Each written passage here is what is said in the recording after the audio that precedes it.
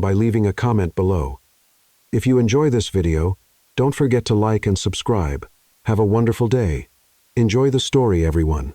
Crash. The sound of shattering glass echoed through the elegant lobby of the Grand Manhattan Hotel as Emily Carter tried to balance 3 champagne trays. At 25, working as a waitress to pay for journalism school, she definitely didn't expect her Friday night to end with her covered in expensive drinks in front of New York's most powerful businessmen. Darn, darn, darn, she muttered, crouching down to collect the shards. That's when a strong hand pulled her up with such force that she was thrown directly against a solid, masculine chest. By instinct, her arms wrapped around his neck, and before she could process what was happening, camera flashes exploded around them. "What the heck?" she began to say, but the deep, irritated voice interrupted her. "Perfect, simply perfect." Emily looked up and found herself face to face with the most handsome face she'd ever seen in her life. Perfectly styled dark hair, piercing blue eyes, and a jaw that seemed to have been sculpted by Michelangelo. It was also the most irritated face she'd ever seen. "Do you know who I am?" he asked, his voice low and dangerous. "I don't," Emily stammered, still trapped in his arms while the flashes continued. "I'm Liam Bennett, CEO of Bennett Enterprises." "And you?" he said, tightening his grip on her waist. "Just made the biggest mistake of your life." "Hey, you're the one who pulled me, Liam," Emily retorted. "Liam! Liam!" the reporters shouted. "Who is she? Is she your new girlfriend? When did you start dating?" Liam closed his eyes, clearly calculating something. When he opened them again, there was something dangerous in his gaze. "You want a story?" he said, loud enough for everyone to hear, pulling Emily even closer. "Here's your story." And then, in front of 30 reporters, 15 cameras, and what seemed to be half of Manhattan's elite, Liam Bennett lowered his head and whispered in Emily's ear, "Smile like your life depends on it, because now it will." "What do you mean by gentlemen of the press?" Liam announced, his voice echoing through the lobby. "I'd like to introduce my fiancée, Emily Carter. We'll be married next month." Emily's world stopped. "What fiancée?" "But I don't even know your full name," she whispered desperately. "Now you do," he murmured back, still smiling at the cameras, "and you have exactly 5 seconds to decide. Either you play the role of the most in-love woman in the world, or I guarantee you'll never work in Manhattan again." Emily looked around. Flashes, smiles, questions being shouted, and this impossible man who had apparently just decided she would be his wife because she had accidentally embraced him. "You're completely insane," she whispered. "Probably," he admitted. "So, what's it going to be, darling?" Emily took a deep breath. Okay, he wanted a show. She'd give him a show. Rising on her tiptoes, she planted a resounding kiss on his cheek and shouted loud enough for everyone to hear, "I love you so much. Love of my life. I can't wait to be Mrs. Bennett." The crowd exploded in applause, and Liam looked at her with a mixture of surprise and admiration. "Very good," he murmured. "Very good indeed." As they were surrounded by reporters and paparazzi, Emily had a single, terrifying realization. Her normal life had just ended, and all because of an accidental embrace with the most arrogant man in New York. But why, deep in her chest, did she feel a small spark of excitement? "Oh, and Emily," Liam whispered as they posed for more photos. "Welcome to the Bennett family. I hope you're prepared, because my life isn't exactly simple." As if in response to his words, an elegant woman with gray hair approached, clearly furious. William Bennett," she practically roared. "What on earth is happening here?" Liam sighed. "Emily, meet my mother, Margaret Bennett." "Mother, my fiancée." Margaret Bennett looked Emily up and down as if she were a particularly disgusting insect. "We're going to talk now," she said coldly, and Emily realized that the accidental embrace was just the beginning of a much, much bigger madness. The Bennett family penthouse was like stepping into a magazine spread, if that magazine was Rich People Who Could Crush You Without Blinking Weekly.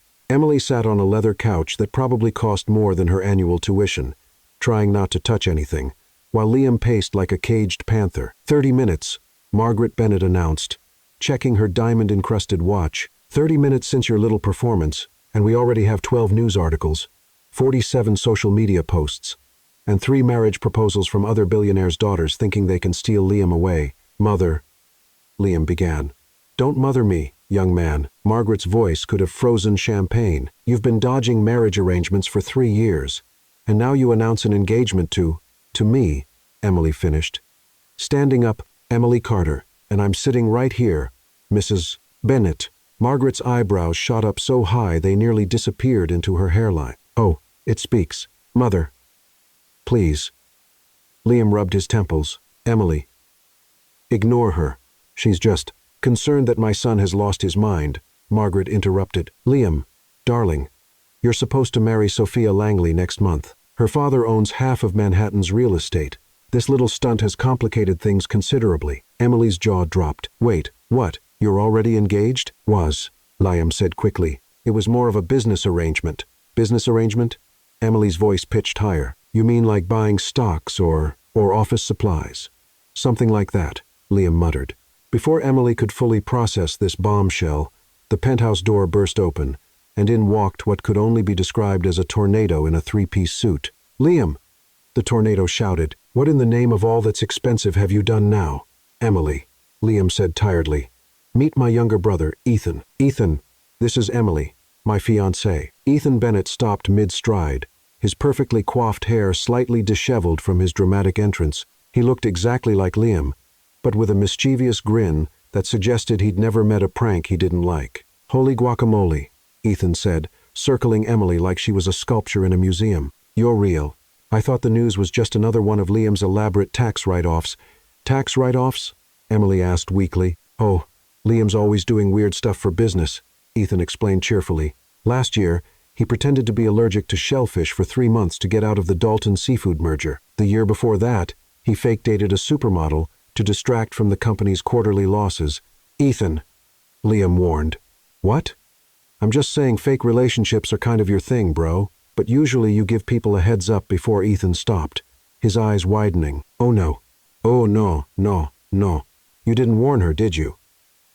Emily looked between the brothers, a sinking feeling in her stomach. Warn me about what? About the fact that Liam Bennet doesn't do real relationships, Ethan said, grinning wickedly. He's been engaged 4 times in the past 2 years. All fake. All for business. He's like the Taylor Swift of corporate mergers. 4 times? Emily's voice cracked. Ethan, Liam snapped. What? She should know. Remember Olivia, the lawyer? And then there was that senator's daughter. What was her name? Enough. Margaret's voice cut through the chaos like a sword. Both of you. Sit down. We need to discuss damage control. As they settled into the living room, Emily felt like Alice tumbling down the rabbit hole. 30 minutes ago, she'd been worried about paying her electric bill. Now she was fake engaged to a serial fake fiancé with a mother who looked like she could run a small country and a brother who seemed to think this was all hilarious. All right, Margaret said, pulling out a tablet. Here's what we're going to do. The story is already trending on social media. Bennet engagement is the #2 hashtag in New York. The stock price has gone up 3 points because investors think Liam is finally settling down. The stock went up?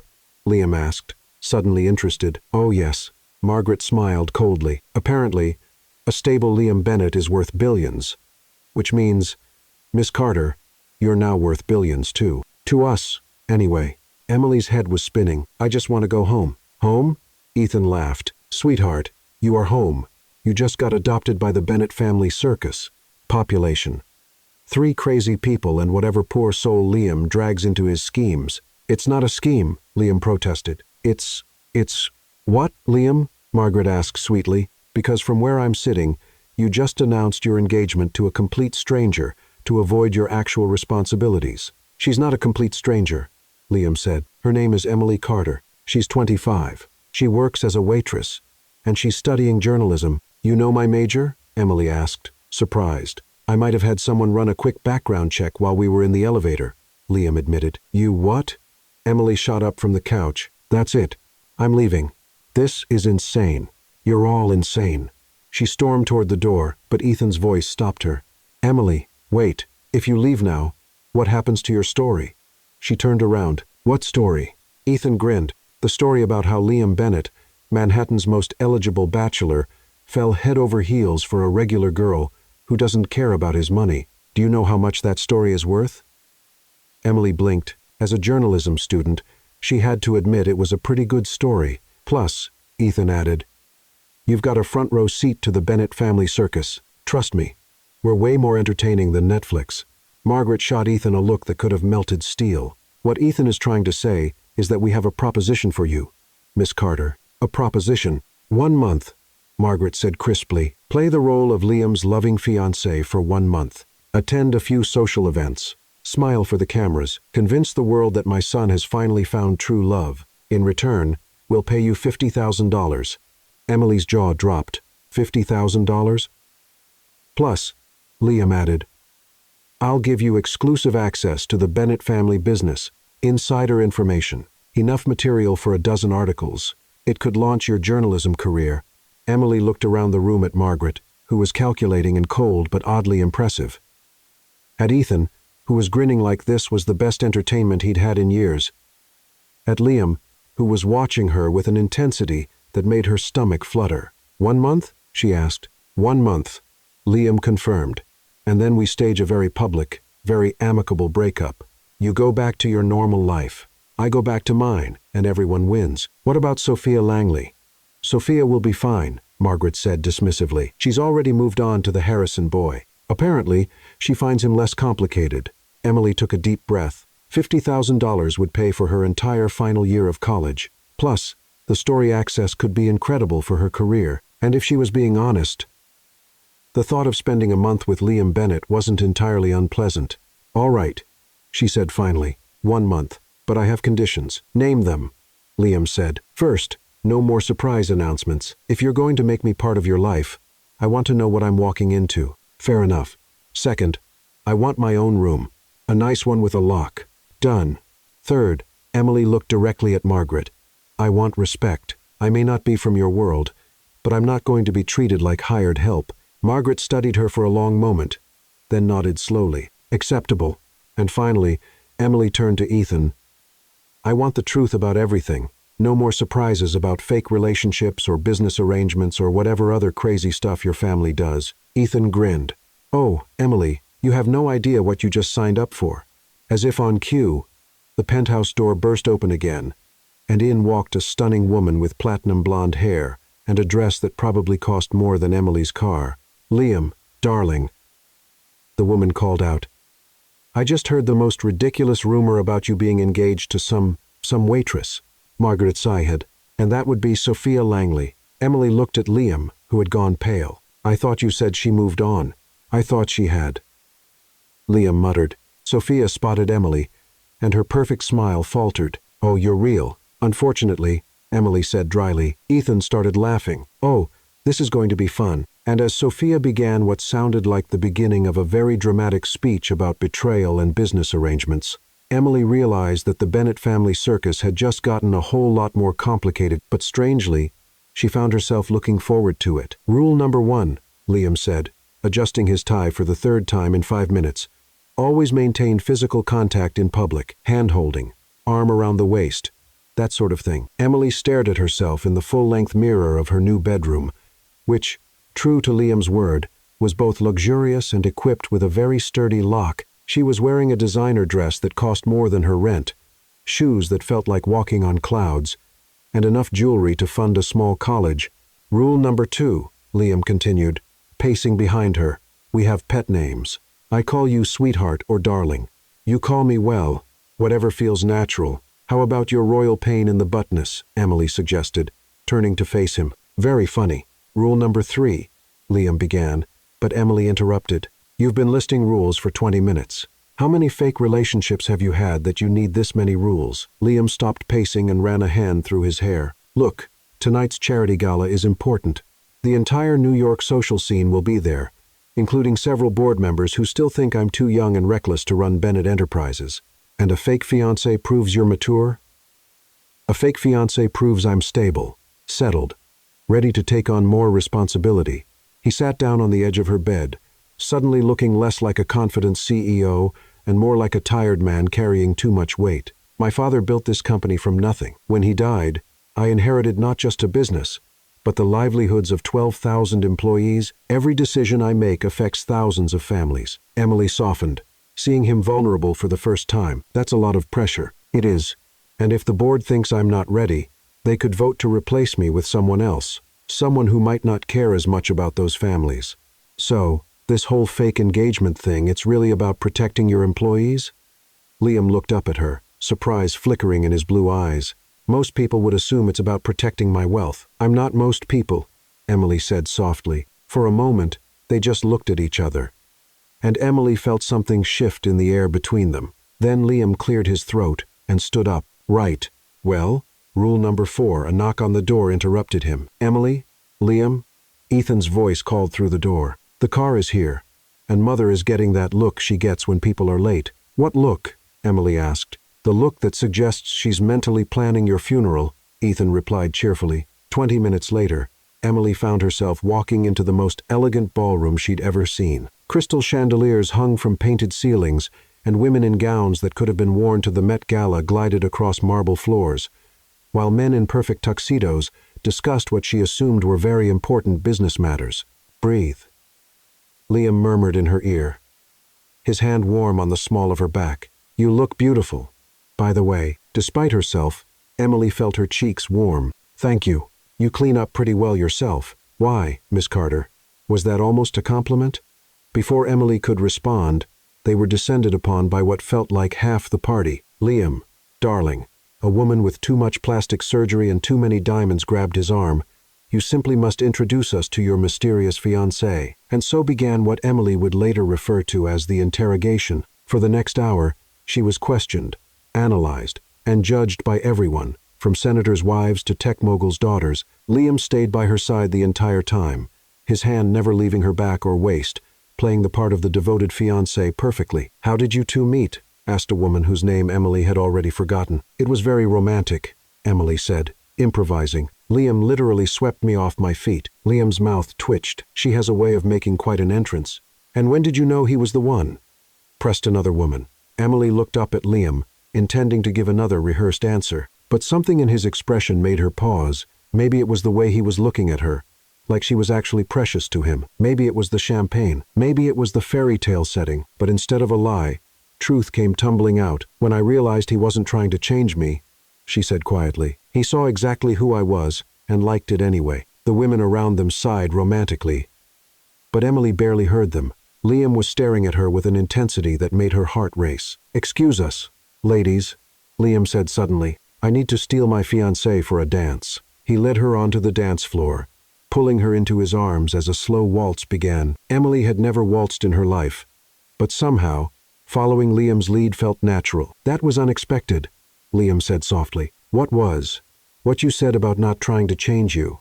I thought we were supposed to stick to safe, generic answers.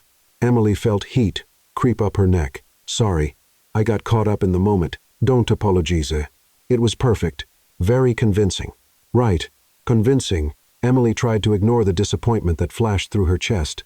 Of course, he thought it was just good acting. They danced in silence for a moment, and Emily became acutely aware of everything about him. The warmth of his hand on her waist, the steady rhythm of his breathing, the way he smelled like expensive cologne and something uniquely him. Emily, Liam said quietly, can I ask you something? Sure. Why did you really agree to this?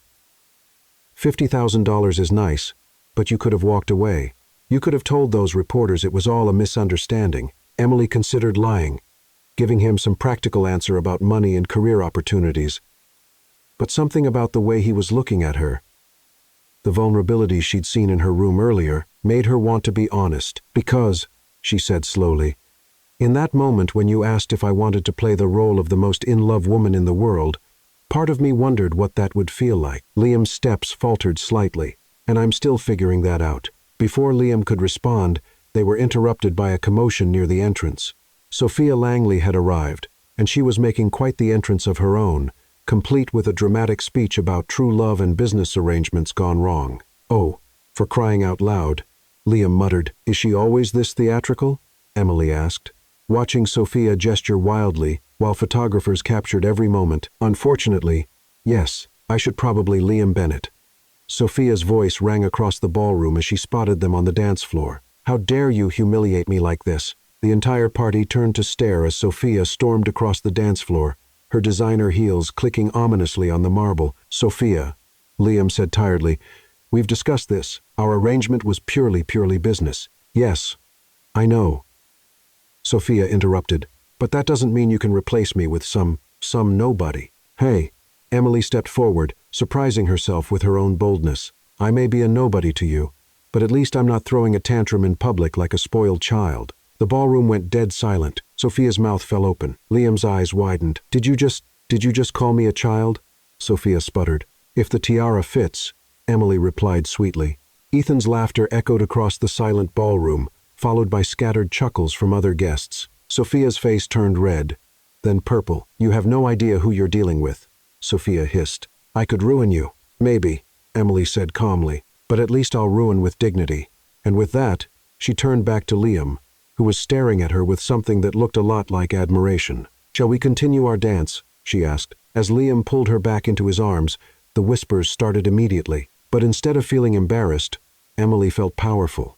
For the first time in her life, she'd stood up to someone who tried to make her feel small, and she'd won. That was incredible, Liam murmured in her ear. Was it convincing enough? Emily asked, echoing his earlier word. Liam pulled back to look at her, and the expression in his eyes made her breath catch.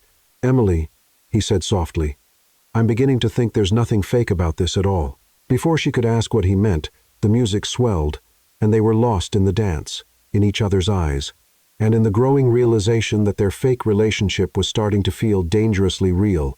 Across the ballroom, Margaret Bennett watched her son dance with his fake fiancé and allowed herself a small, satisfied smile. Interesting, she murmured to Ethan, who had appeared at her elbow. What's interesting, Mother? Your brother hasn't looked at a woman like that since, well, ever. Ethan followed her gaze and grinned. Think they know they're falling for each other? Not yet, Margaret said, but they will. The question is, what are we going to do about it? We. Ethan raised an eyebrow. Margaret's smile turned calculating. Oh yes, darling. I think it's time for a little family intervention. Emily woke up to the sound of someone singing off-key in what sounded like Italian opera. She checked her phone. 6:47 a.m. Who in their right mind was singing opera before 7 inches the morning? She wrapped a silk robe around herself, another luxury she was still getting used to, and crept out of her room. The singing was coming from the kitchen, along with the smell of something that made her stomach growl with appreciation. Following the divine aroma, she found Ethan Bennett standing at a massive stove, wearing a Kiss the Cook apron over perfectly pressed pajamas, conducting an imaginary orchestra with a wooden spoon, while something sizzled in 3 different pans. Ethan, Emily called out, trying not to laugh. He spun around, wooden spoon still raised dramatically. Ah, the sleeping beauty awakens. Perfect timing. I'm making my world-famous breakfast extravaganza. World-famous? Well, Liam famous. And now Emily famous too, I suppose. Ethan gestured grandly to the feast he was preparing. Belgian waffles, eggs Benedict, fresh fruit salad, homemade hash browns, and my secret weapon, cinnamon roll pancakes. Emily's eyes widened. You made all this? Cooking is my hidden talent, Ethan said proudly. Well, one of them. I also play the violin, speak 4 languages, and can juggle flaming torches. But Mother thinks those skills are inappropriate for a Bennett heir. Flaming torches? Don't ask. Now, coffee or fresh squeezed orange juice? Or both? Definitely both. You need energy for today's adventure. What adventure? Emily asked, accepting a steaming mug of coffee that smelled like heaven. Oh, you didn't know? Today is shopping day with Margaret Bennett. Capital S, capital D. It's like Black Friday.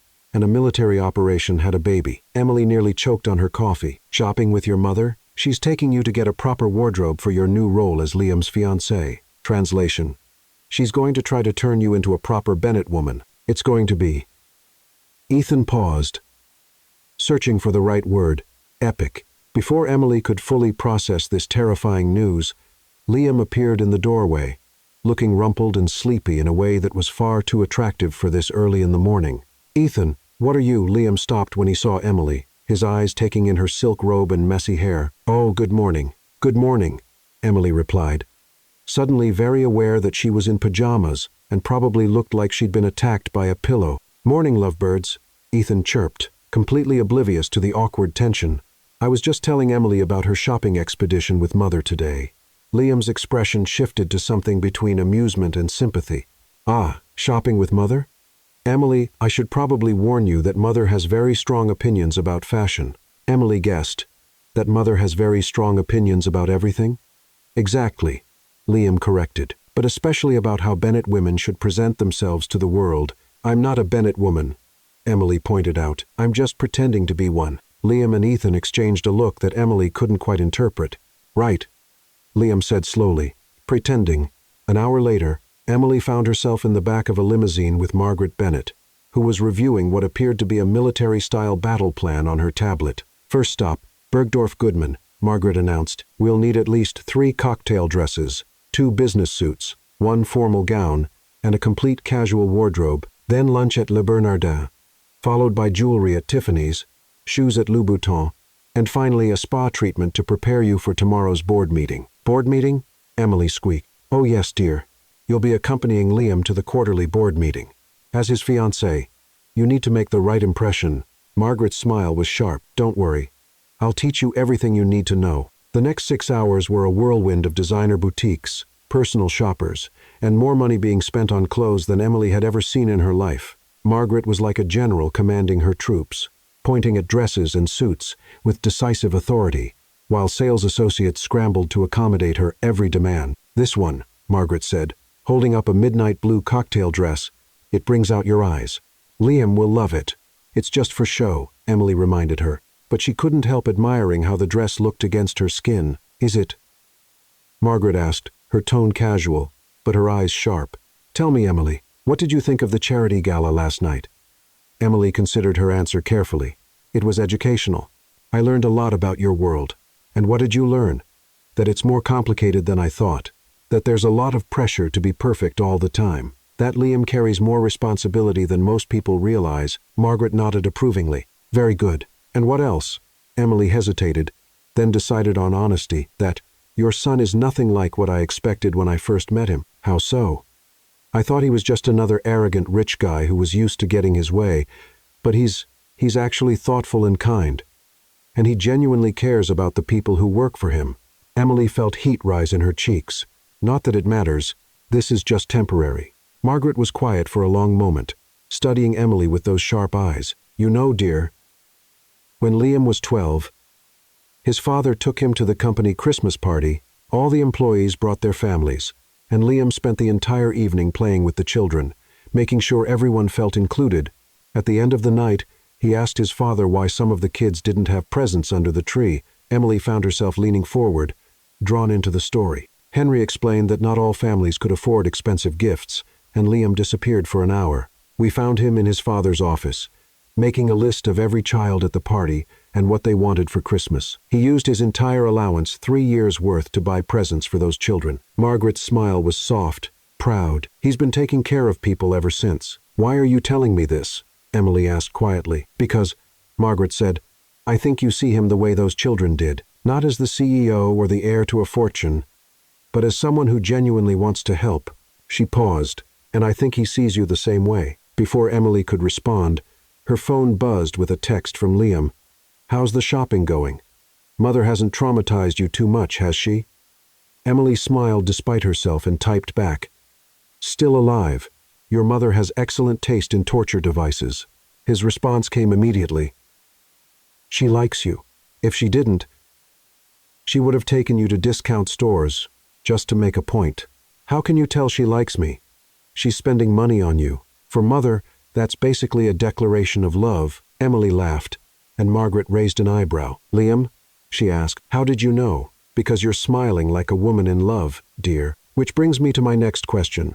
How fake is this engagement, really? Emily's breath caught. What do you mean? I mean, Margaret said, leaning back in her chair, that I've seen Liam with many women over the years. Business associates, social connections, even a few genuine attempts at dating, but I've never seen him look at anyone the way he looked at you last night. We barely know each other, Emily protested. Sometimes that doesn't matter. Sometimes you just know. Margaret smiled. I knew I was going to marry Liam's father 15 minutes after I met him. He was arguing with a waiter about the wine selection, and I thought he was the most pompous man I'd ever encountered. But there was something about the way he stood up for what he believed in, even over something as silly as wine, that made me realize he was someone who would stand up for the people he loved. What happened to him? Emily asked softly. Margaret's expression grew sad. Heart attack. 3 years ago. Liam was supposed to take over the company gradually, but suddenly he was thrust into the role with no preparation. The board questioned every decision he made, waiting for him to fail. He's been trying to prove himself ever since. Is that why he does the fake relationships? To prove he's stable? Partly, but also because he's afraid. Margaret's voice grew gentle. He watched his father work himself to death, trying to take care of everyone else. Liam's terrified of letting people down, so he keeps everyone at arm's length. It's safer that way.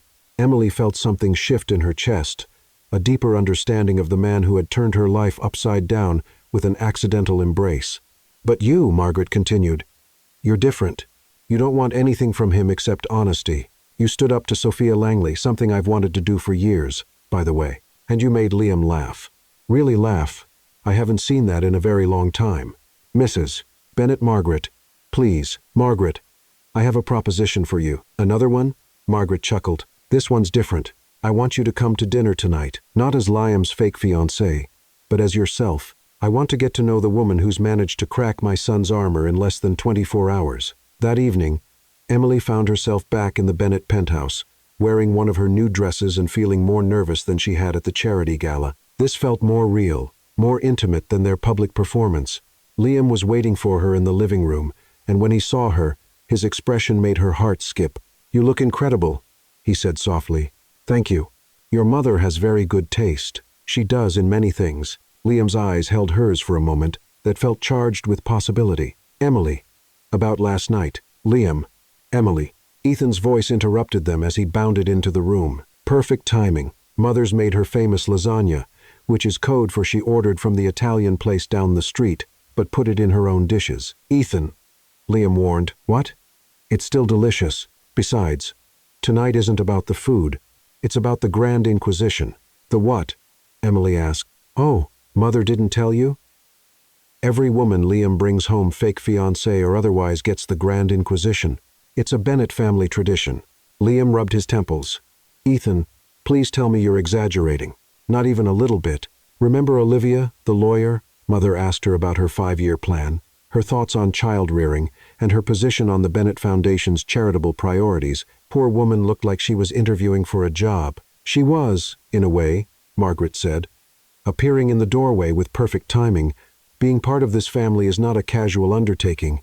It requires dedication, intelligence, and the ability to hold your own in difficult situations. Mother, Liam said tiredly, Emily isn't actually what, darling? Margaret asked innocently. I'm simply getting to know your fiancé better. Isn't that what mothers are supposed to do? Dinner was, as Ethan had predicted, delicious and complicated. Margaret asked Emily about her childhood, her dreams, her thoughts on everything from climate change to the best way to organize a charity fundraiser. But instead of feeling like an interrogation, it felt more like a chess match between two intelligent women who were slowly learning to respect each other. So, Margaret said over dessert, journalism, that's an interesting career choice. Very different from business.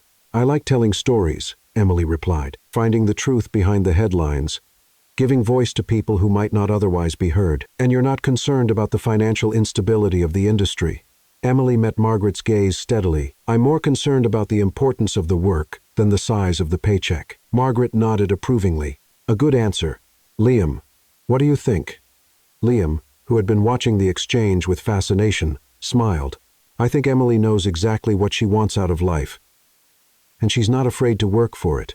Unlike some people, Ethan muttered, who inherit everything and then complain about the responsibility. Ethan, Margaret snapped. What?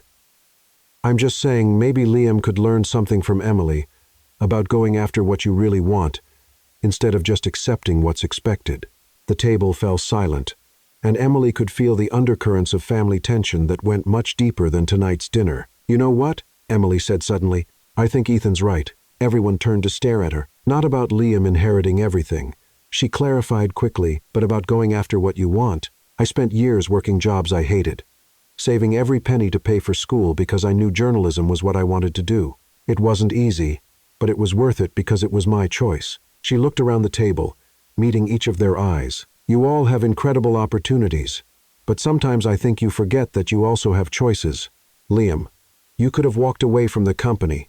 Ethan, You could have pursued your music or your languages. Margaret, you could have, well, I don't know what you wanted to do, but I bet it was something amazing. Margaret's eyebrows rose. I wanted to be a teacher.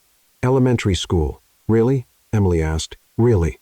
I loved working with children, helping them discover their potential, but when I married Henry, it was expected that I would focus on supporting his career and raising our children. Margaret's smile was wistful. I don't regret it. But sometimes I wonder what would have happened if I'd been brave enough to do both. It's not too late, Emily said gently. The Bennett Foundation could fund education programs. You could still teach, in a way. Margaret stared at her for a long moment, then began to laugh. My dear girl, you've just given me the most dangerous thing possible. What's that? Ideas. The rest of the evening passed in a blur of conversation and laughter. Ethan regaled them with stories from his college days. Margaret shared memories of Liam's childhood. And Liam slowly relaxed in a way Emily hadn't seen before. As the evening wound down, Emily found herself alone with Liam on the penthouse balcony, looking out over the glittering lights of Manhattan. Thank you, Liam said quietly. For what? For tonight, for being yourself, for giving my mother ideas about teaching. He turned to face her, and in the moonlight, his expression was soft and vulnerable. For making me remember what it feels like to have dinner with family instead of just coexisting. Your family loves you, Liam. They just want you to be happy. Do they? Sometimes I feel like I'm just playing a role. The dutiful son, the responsible CEO, the perfect Bennett heir. He ran a hand through his hair. But with you, I feel like I can just be me. Emily's heart began to race. Liam, I know this is supposed to be fake, he said, stepping closer. I know we have rules and arrangements and expectations. But Emily, what I'm feeling right now, this isn't fake at all. The air between them seemed to crackle with electricity. Emily could feel herself being drawn to him like a moth to a flame. What are you saying? She whispered.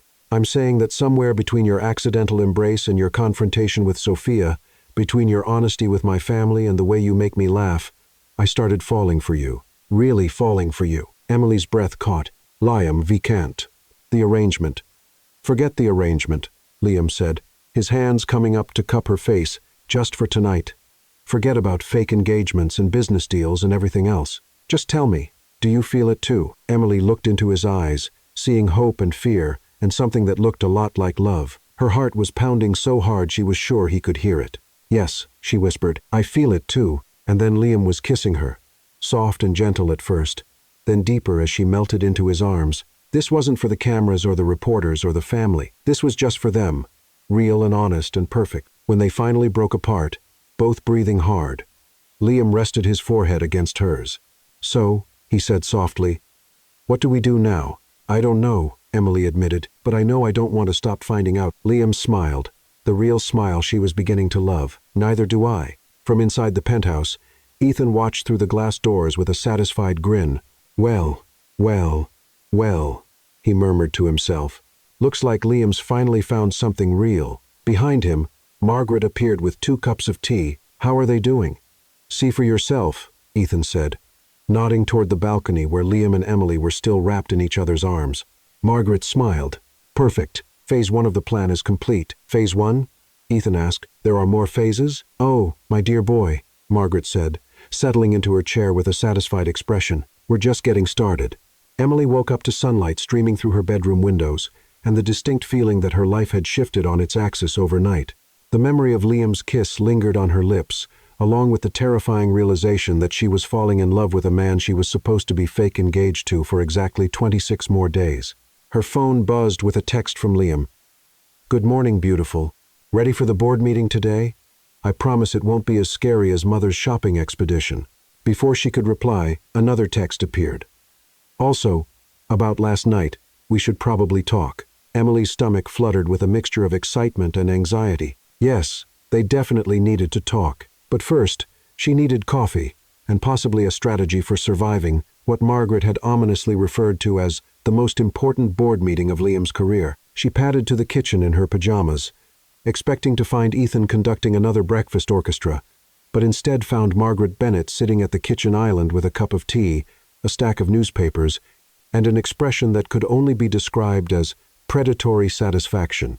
Good morning, dear, Margaret said without looking up from what appeared to be the financial section. Sleep well? Yes.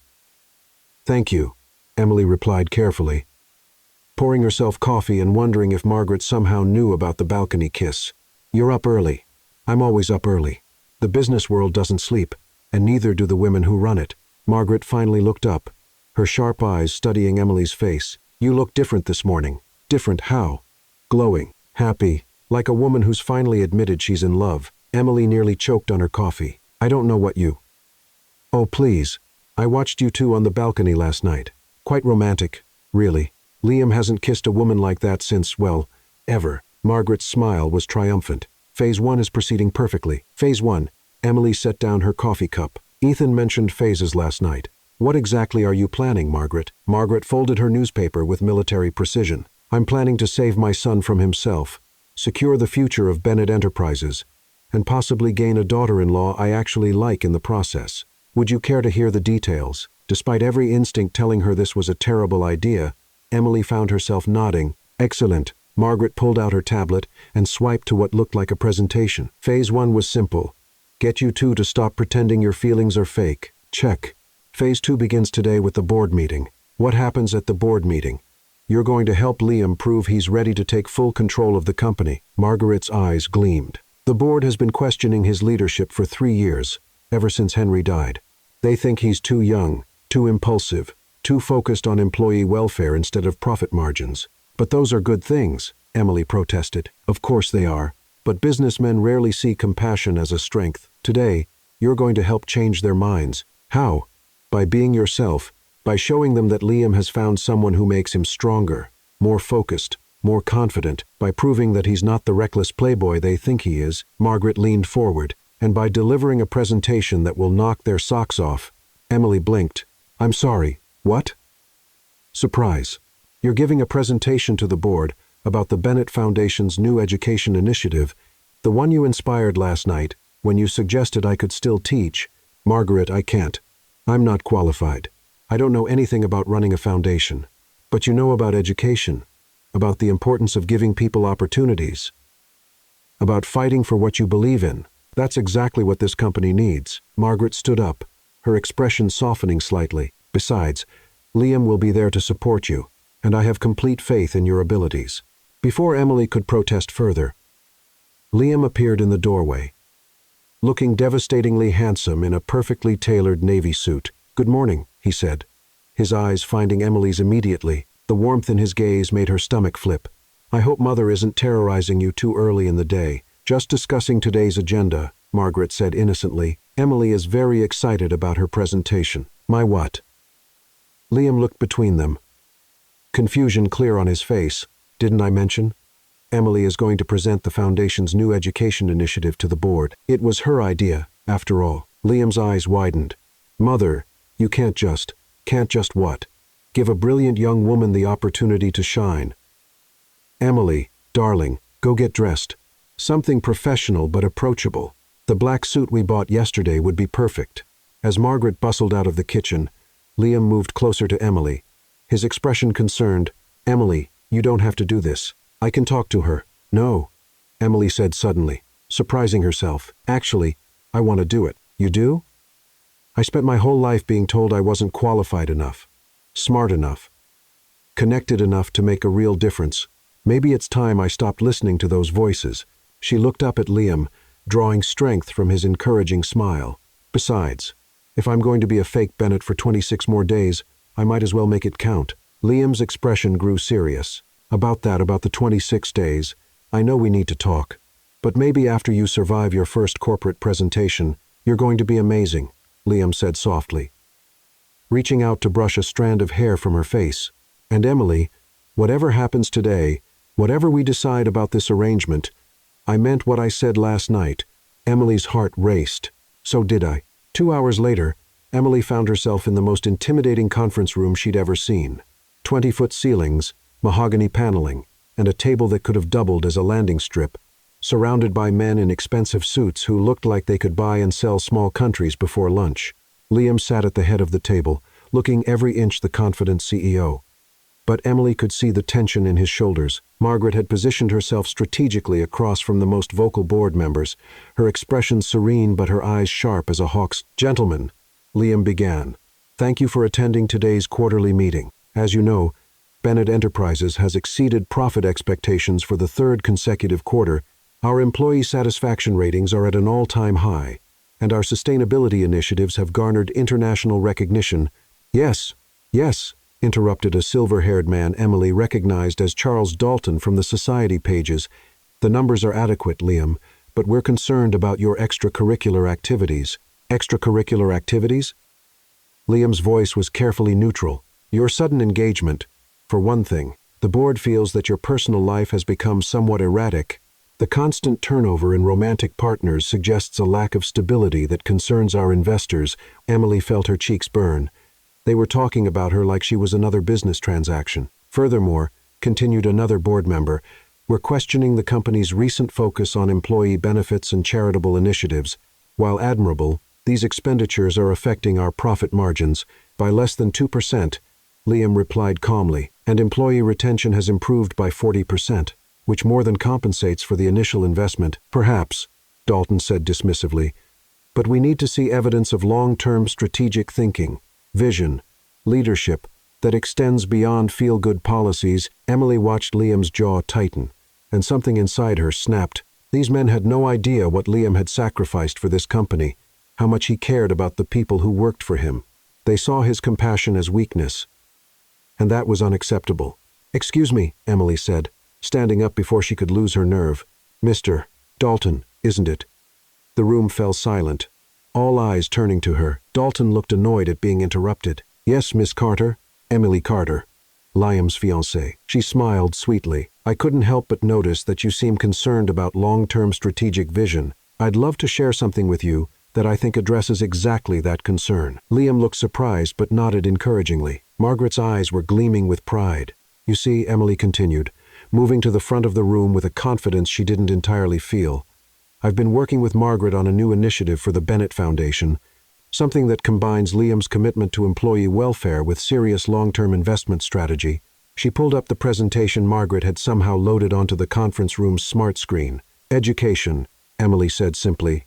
Specifically, comprehensive education and career development programs for Bennett Enterprises, employees, and their families. She clicked to the next slide, which showed statistics Margaret had somehow procured about education and economic mobility. Studies show that companies investing in employee education see an average return of 300% within 5 years. But more than that, they create loyalty, innovation, and a workforce that grows with the company instead of leaving for competitors. Emily found her rhythm, her passion for the subject overriding her nerves. Liam has already created the foundation for this with his employee wellness programs. But imagine taking it further. Tuition assistance for employees' children, professional development courses, mentorship programs that connect senior staff with entry-level employees. She clicked again, revealing Margaret's detailed financial projections. The initial investment would be significant, but the long-term benefits are extraordinary. Reduced turnover, increased innovation, improved public perception, and most importantly for this room, substantial tax advantages and improved stock performance due to increased investor confidence in our human capital. Emily paused, looking around the room. She had their attention now. But here's the thing, she continued, her voice growing stronger. This isn't just about profit margins or stock prices. This is about building something lasting, something that honors Henry Bennett's vision while positioning the company for the next 50 years. She looked directly at Liam, who was staring at her with something that looked like awe. Liam Bennett doesn't just run this company. He invests in it, in its people, in its future, in its values. And that's not a weakness, gentlemen. That's leadership. The room was dead silent for a moment. Then, slowly, one of the younger board members began to clap. Others joined in until the entire room was applauding. Brilliant, Dalton said finally, though he looked somewhat grudging. Absolutely brilliant, Liam. I have to say, if this is the kind of strategic thinking your partnership brings to the table, perhaps we've been too hasty in our concerns. The education initiative is just the beginning, Liam said, finding his voice.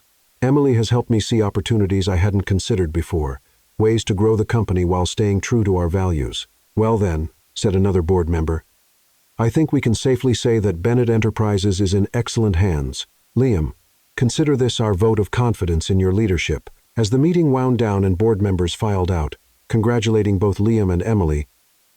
Margaret appeared at Emily's side. Phase 2 complete, she murmured with satisfaction. That was incredible, Liam said, approaching them with a grin that could have powered the building. Emily, where did you? Your mother is a very good teacher, Emily said, smiling at Margaret, and apparently I'm better at public speaking than I thought. You were magnificent, Liam said softly, his eyes holding hers. Absolutely magnificent.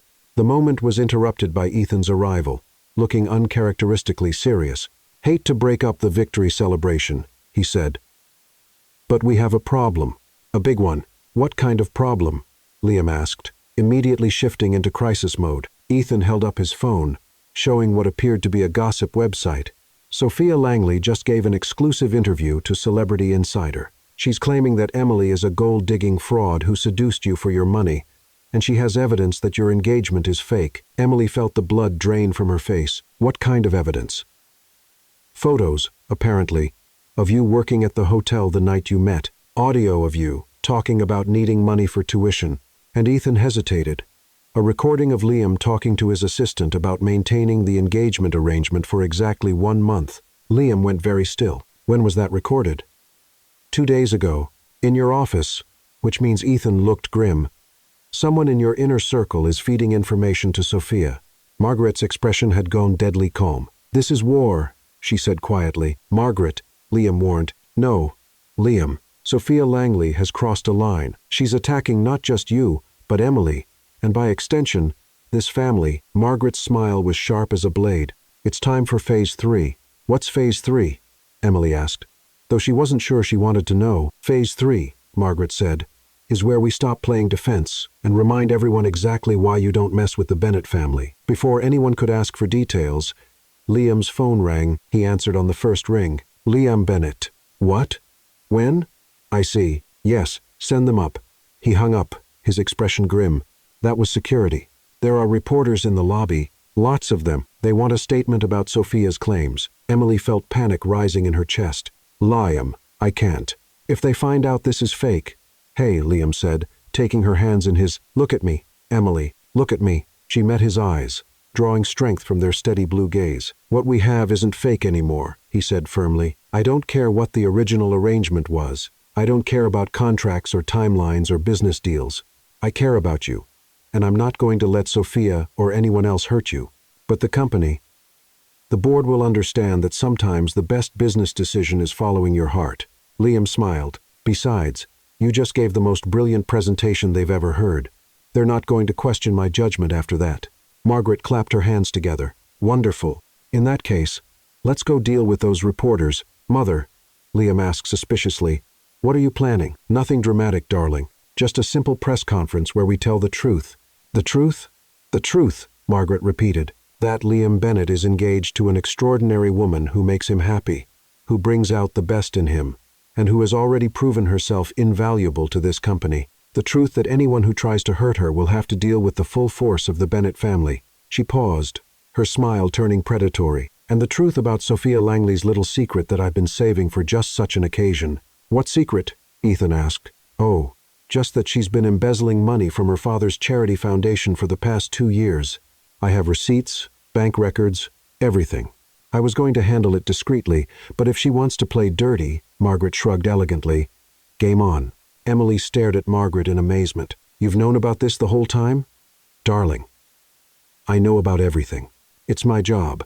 Margaret straightened her jacket. Now, shall we go show the world what happens when someone underestimates the Bennett women? As they prepared to face the reporters, Liam pulled Emily aside. Are you ready for this? He asked softly. Emily thought about everything that had happened in the past week. The accidental embrace that had started it all. The fake engagement that had become real feelings. The family that had somehow adopted her. And the man who was looking at her like she was the most precious thing in his world.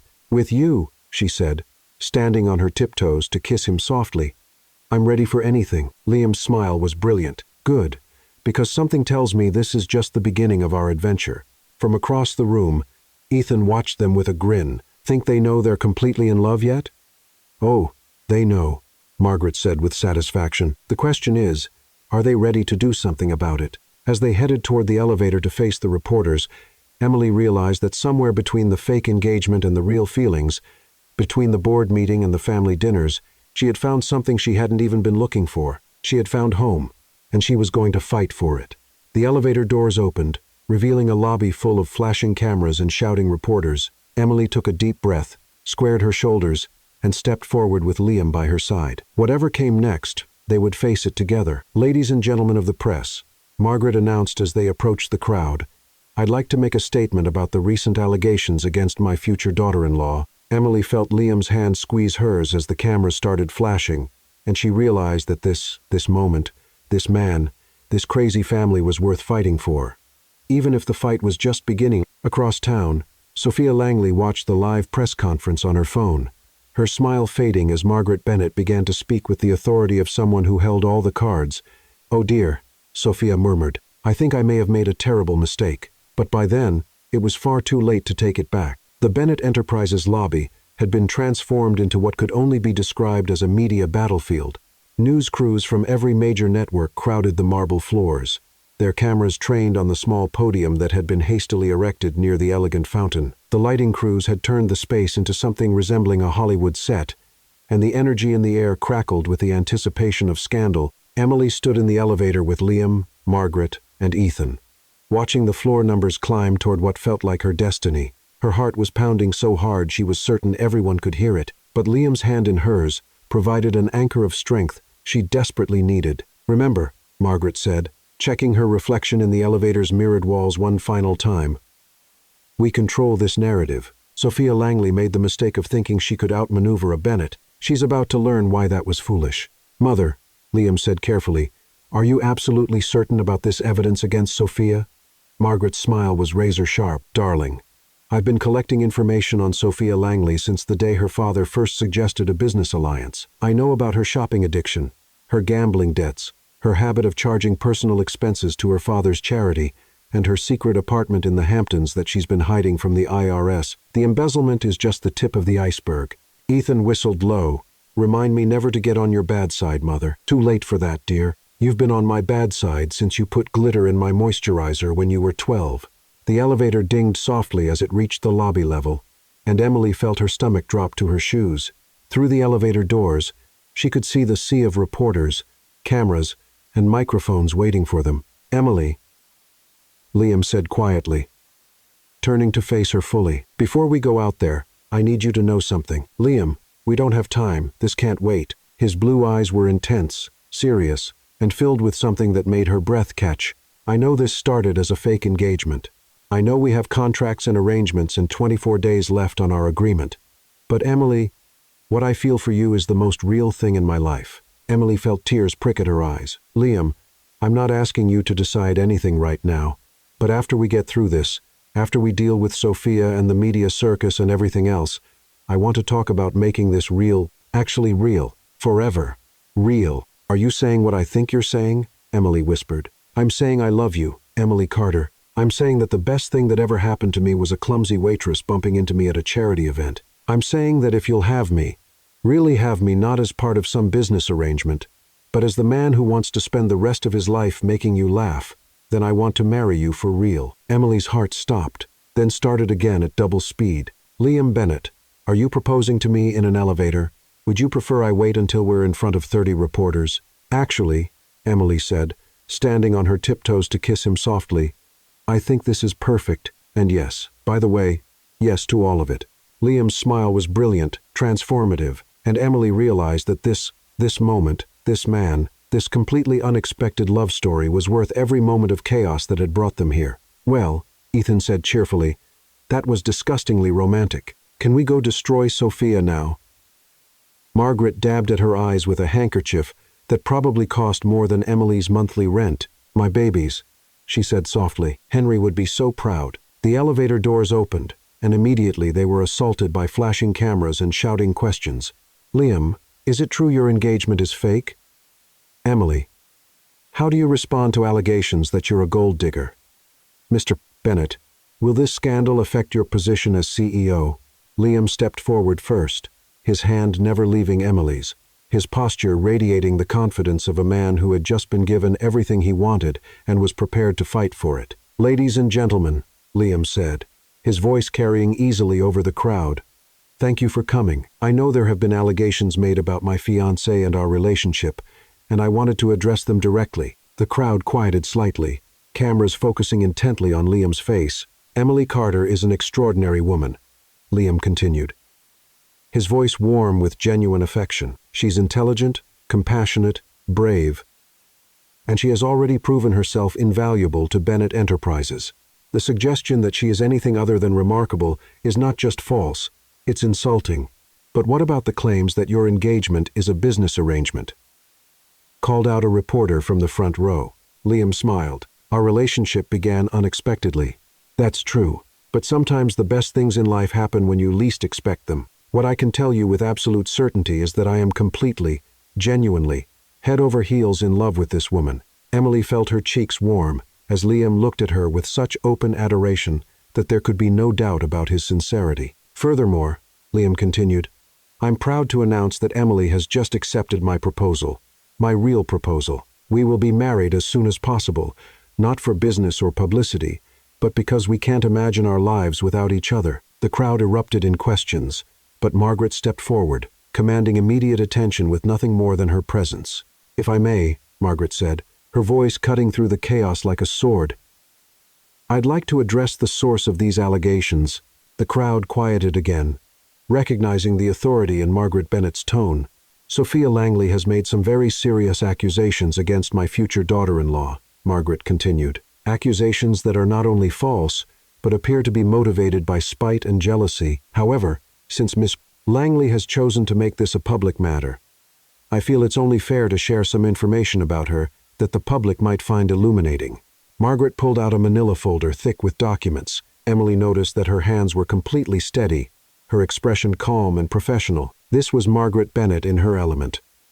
A woman who had spent decades navigating the treacherous waters of high society and corporate politics. "Over the past 2 years," Margaret announced, "Sophia Langley has embezzled approximately $3 million from her father's charity foundation, the Langley Children's Fund. She has used this money to maintain a secret apartment, support a gambling addiction, and fund a lifestyle far beyond her legitimate means." The crowd exploded. Camera flashes went off like fireworks, and reporters shouted questions over each other in their excitement. "I have bank records," Margaret continued calmly, holding up several documents, credit card statements, receipts, and photographic evidence of Ms. Langley's illegal activities. "I also have recordings of phone conversations in which she explicitly discusses her plans to destroy Liam Bennett's reputation because he refused to marry her." Emily stared at Margaret in amazement. She had known Liam's mother was formidable, but this was like watching a master strategist reveal a checkmate that had been planned for years. "Furthermore," Margaret said, "I have evidence that Miss Langley hired a private investigator to spy on Liam and Emily, illegally recorded private conversations, and bribed a member of Liam's staff to provide confidential information." Ethan leaned over to Emily and whispered, "This is why Mother is terrifying. She doesn't just play chess, she plays three-dimensional chess while blindfolded." "These documents have been turned over to the appropriate authorities," Margaret concluded, "and I'm confident that Miss Langley will be facing criminal charges within the week." The questions came fast and furious now, but Margaret held up a hand for silence. "One final thing," she said, "to anyone who thinks they can attack my family, and yes, Emily is family. Now let this serve as a reminder that we Bennetts protect our own. We may be civilized, we may be polite, but we are not to be underestimated." As if summoned by Margaret's words, the lobby doors burst open, and Sophia Langley herself swept in, flanked by what appeared to be her own small army of lawyers and publicists. She looked magnificent in a perfectly tailored white suit, her blonde hair immaculately styled, her makeup flawless. She also looked absolutely furious. "Margaret Bennett." Sophia's voice rang across the lobby. "How dare you spread these lies about me?" The crowd immediately swiveled toward this new drama, cameras capturing every moment as Sophia marched toward the podium like an avenging angel. "Sophia," Margaret said pleasantly, "how lovely of you to join us. I was just sharing some interesting financial records with the press. Would you care to comment?" Sophia's perfect composure cracked slightly. "Those records are fabricated lies. I'm going to sue you for defamation." "With what money?" Margaret asked sweetly. "From what I understand, your father has frozen all your accounts pending an internal investigation." Sophia went pale beneath her makeup. "He wouldn't. He couldn't. Oh, but he could. And he did. About an hour ago, actually, right around the time my lawyers delivered copies of all this evidence to his office. Margaret's smile was triumphant. You see, dear, when you decided to attack my son and his fiancée, you made one crucial error. What error? Sophia snarled. You underestimated a mother's love. The confrontation might have continued. But at that moment, several men in dark suits appeared at Sophia's side. Emily recognized them immediately.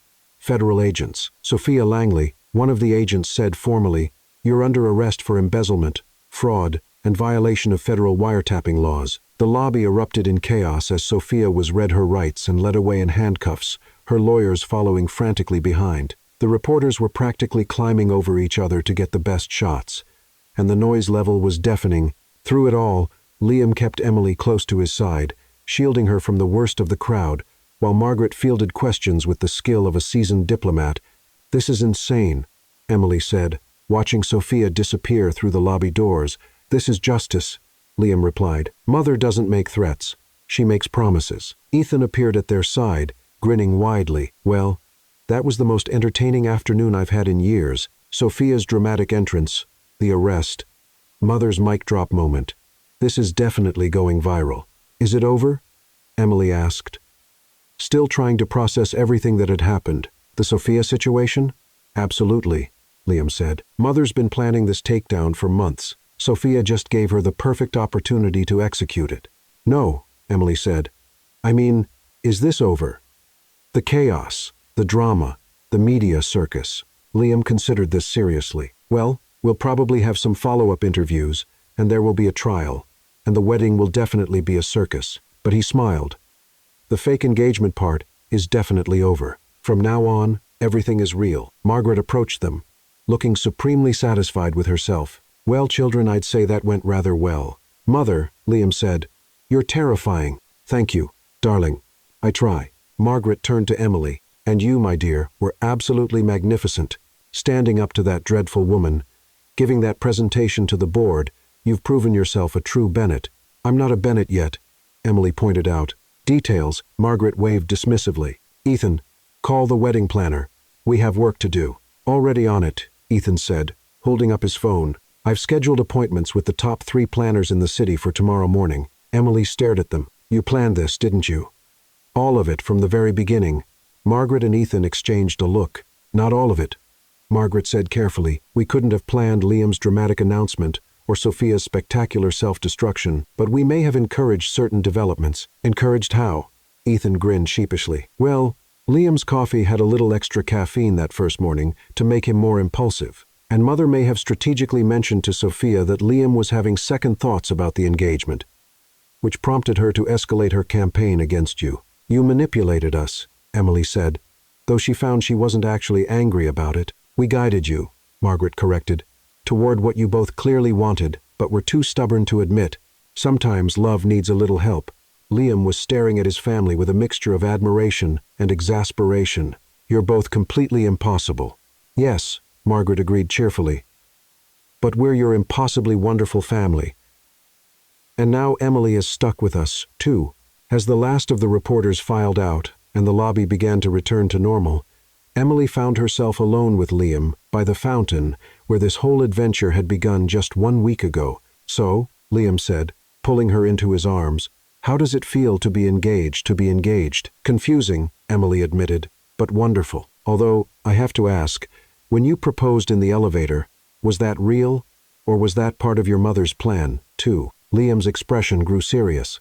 "Emily, that was the most real moment of my life. I love you. Not because Mother manipulated us into it, not because it's good for business, not because it makes a great story. I love you because you're brave enough to stand up to Sophia Langley, smart enough to impress my board of directors, kind enough to encourage Mother to follow her dreams, and stubborn enough to argue with me when I'm being an idiot. You love me because I argue with you. I love you because you see me," Liam said softly. "Not the CEO, not the Bennett heir, not the guy with the trust fund. You see Liam, the man who would rather spend an evening having dinner with his family than attending another charity gala. The man who sometimes lies awake at night, worrying about whether he's making the right decisions for 12,000 employees. The man who fell in love with a woman who crashed into his life and turned everything upside down in the best possible way, Emily felt tears spring to her eyes. I love you too, even though you're completely crazy and your family is insane and your life is like living in a soap opera. Is that a yes to the real proposal? Liam Bennett, Emily said, standing on her tiptoes to kiss him. That's a yes to everything. The proposal, the wedding, the crazy family, the soap opera life, all of it. Liam spun her around, both of them laughing as water from the fountain misted around them. Hey, Liam, Emily said, when he set her down. Yeah? Next time you want to propose to someone, maybe avoid doing it in the middle of a media circus. Next time? Liam raised an eyebrow. Emily Carter, you're the only woman I'm ever proposing to. This is it for me forever. Good, Emily said, because I'm holding you to that. From across the lobby, Margaret and Ethan watched the happy couple with satisfaction. Think they'll have a good marriage? Ethan asked. The best kind, Margaret replied. The kind built on friendship, respect, and really excellent conflict resolution skills. And love? Oh, yes, Margaret smiled. Definitely love. The messy, complicated, absolutely perfect kind. 3 months later, Emily Carter became Emily Bennett in a wedding that was featured on the cover of every major magazine and described as the event of the decade. Liam wore a smile that never left his face. Emily's dress was designed by Vera Wang, and Margaret cried tears of joy that she later claimed were caused by allergies. Ethan gave a best man speech that included the phrase, I always knew my brother would fall for someone who could literally sweep him off his feet. And the wedding cake was a replica of the Bennett Enterprises building, with tiny figures of Liam and Emily embracing at the top. Sophia Langley was notably absent, having been sentenced to 5 years in federal prison for embezzlement and fraud. Her dramatic arrest had become a viral meme, and her mugshot was still occasionally used in articles about karma coming for the wealthy and entitled. The Bennett Foundation's education initiative was fully funded and had already helped over 1,000 employees further their education. Margaret had indeed returned to teaching, establishing a literacy program that she ran with the passion of someone finally living their dreams. And Liam and Emily? They lived happily, chaotically, wonderfully ever after in a penthouse filled with laughter, family dinners that regularly devolved into friendly arguments, and the kind of love that started with an accidental embrace and grew into something neither of them could have imagined. Because sometimes, when you're brave enough to take a chance on love, even when it starts with crashing into a stranger and pretending to be engaged, you discover that the best things in life really are worth fighting for, and sometimes, if you're very lucky, you find out that your fake engagement was just practice for the real thing. 1 year later, when Liam and Emily celebrated their first wedding anniversary, Ethan presented them with a gift, a framed photograph of that first night at the charity gala, capturing the exact moment Emily crashed into Liam's arms. To new beginnings, Ethan toasted, raising his champagne glass. To accidental embraces, Liam added, pulling Emily close. To love, Emily finished, kissing her husband as cameras flashed around them, and in the background of the photo, barely visible but definitely there, Margaret Bennett could be seen smiling, the satisfied smile of a woman whose plan had worked perfectly, because Margaret Bennett didn't just play chess, she played